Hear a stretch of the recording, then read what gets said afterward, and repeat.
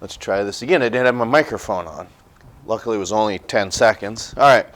So with that, I'd like to think that aldosterone or renin is one of your vocab terms, because a lot of these hormones deal with that of metabolism.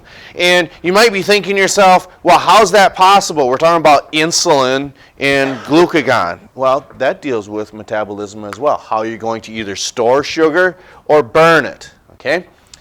And it's really precisely, let's say, monitored. We had that diagram, was it yesterday, of that teeter-totter that we tried to use to illustrate this. Now we're going to start going into some of the functions of these hormones. There's a reason why this is called the master gland, the pituitary type, especially your thyroid gland. If that is not functioning properly, there are ways to treat some of that, but to stimulate that to work, you have TSH, or thyroid stimulating hormone.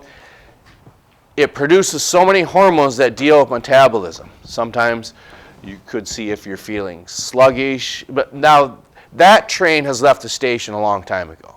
You would have had that diagnosed by now if you had a faulty or, I don't want to say diseased thyroid gland, but I certainly think your personal doctor would have made an appropriate diagnosis and treatment for that by now.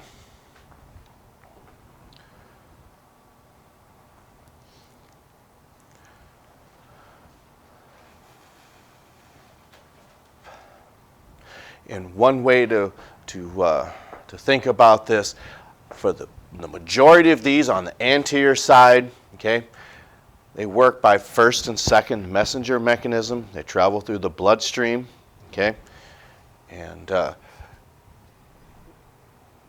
then the gonadotropins, as you can see, is still part of the anterior pituitary. There's only two that we really refer to on the posterior side.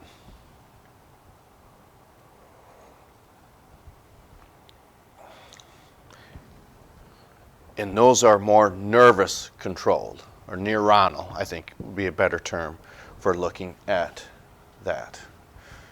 So you can look at the name of a lot of the general functions of these hormones and know what it's actually dealing with, probably more so the gonadotropin. So when we say this, okay, we're talking about the male and female reproductive structures. That's why we call them gonads, okay? Whether it's gonangia in arachnids or clams or any one of those, when referring to gonads, it is a reproductive structure. And it is these hormones that cause them to either start to grow, start to function, or at a specific time. And in human terms, we refer to that as puberty. And that's when a lot of different changes are occurring within the male and female body. That's just the way the man upstairs designed us.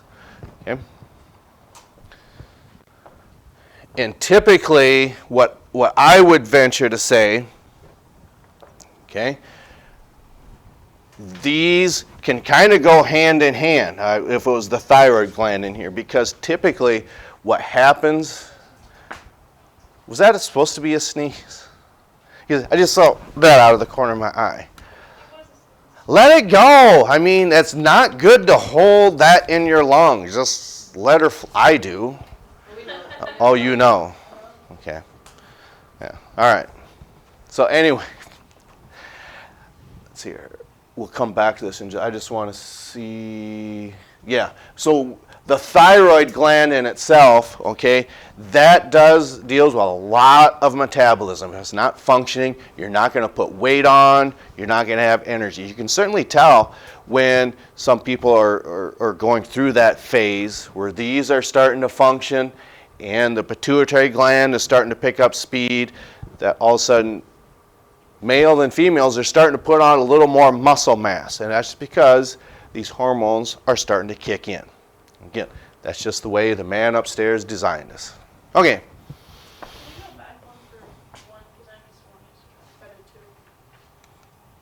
Okay.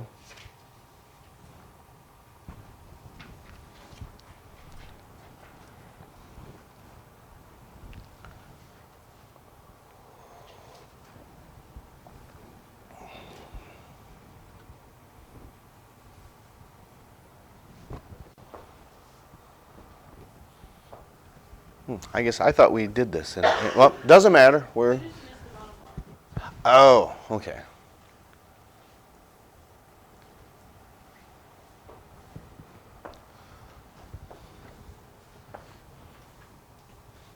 So this internal environment remains relatively stable if someone is severely hypoglycemic. Okay, what would you determine that means? The first part, the hypo part, does that mean high or low? Really low. Glycemic. Okay, so the gly part is that refers to glycogen.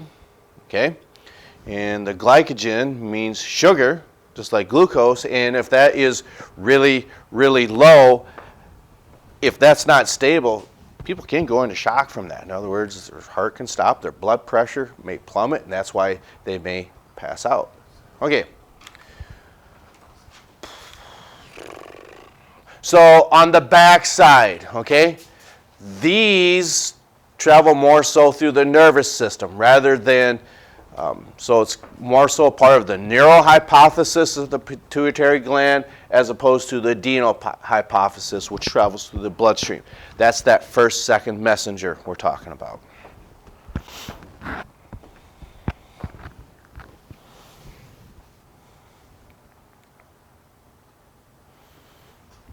So next week, we're going to start with talking about the thyroid gland. That's what we'll be doing next week. Told you we're going to keep it short, and we're even going to keep it under 10 minutes because we're only at 7:20 right now. Okay? Is my hand in the way? It's blurry? Oh, yeah.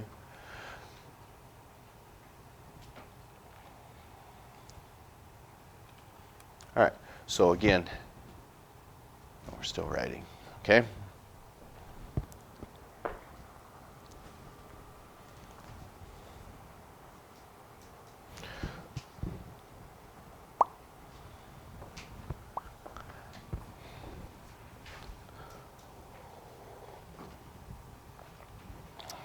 So next week, again, we're going to start with this. Now, we're not going to talk about this today, but this is probably the biggest function of this pituitary gland. Is a hormone that will regulate metabolism of carbohydrates, lipids, and proteins, okay?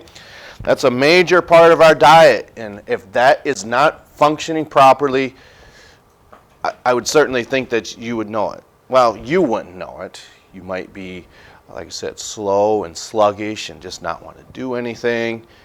Therefore, again, your personal doctor would probably make that diagnosis. At least I'd like to think so.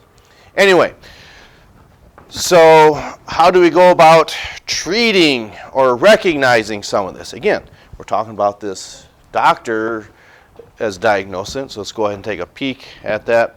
So we'll catch up to you on Monday next time, talking about the thyroid gland.